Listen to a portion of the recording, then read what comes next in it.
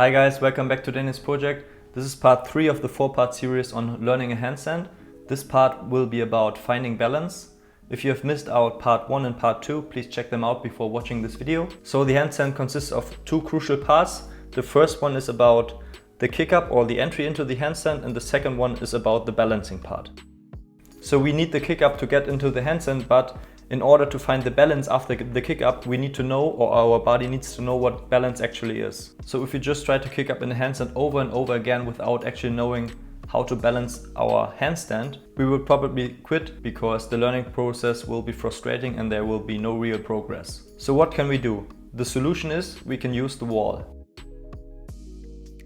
So in the last video I have already introduced you to several wall drills, and we will make use of 2 chest to wall drills here and 2 back to wall drills, which will help us tremendously with finding balance. So the first drill is called toe pulls, which my teacher and my bro Johnny will show us here. We want to walk up the wall until our hands are relatively close to the wall.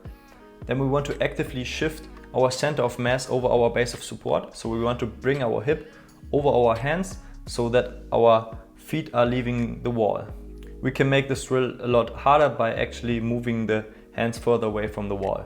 We just want to pull the toes away from the wall, and then we want to come back slowly, or we bounce back. The goal of this drill is that we are finding a sense of control and balance, so we want to do a lot of reps here.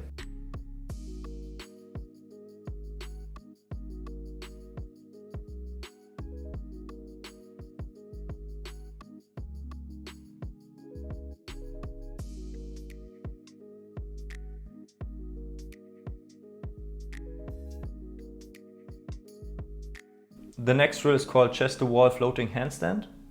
So we want to walk up the wall again, place our hands between 15 and 20 centimeters away from the wall. Then we want to split our legs, so one foot is on the wall and the other one is in the air.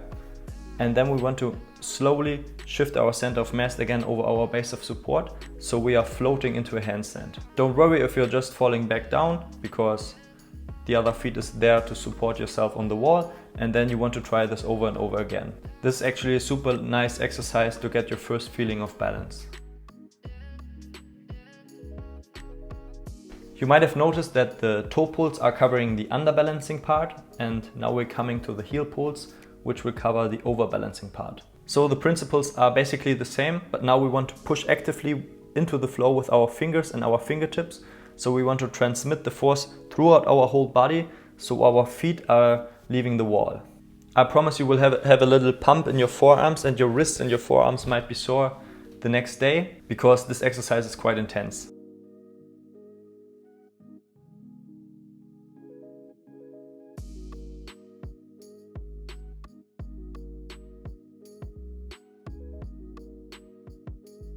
Please try to keep a straight body line and do not arch in your lower back. So your feet should leave the floor by pushing into the floor and not by arching through your spine.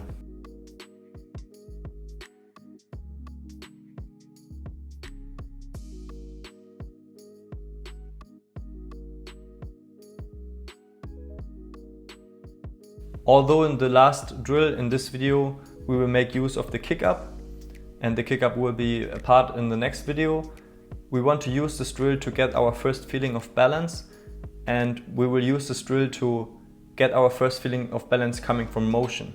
So we want to get as close to the balancing point as possible.